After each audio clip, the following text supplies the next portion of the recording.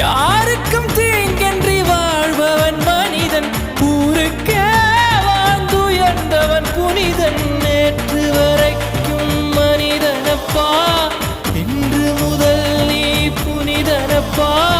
நேற்று வரைக்கும் மனிதனப்பா, இன்று முதல் நீ புனிதனப்பா. வெற்றி கொடிகட்டு மலைகளை முட்டும் வரை முட்டு, லட்சியம் எட்டும் வரை எட்டு, படையெடு படையப்பா.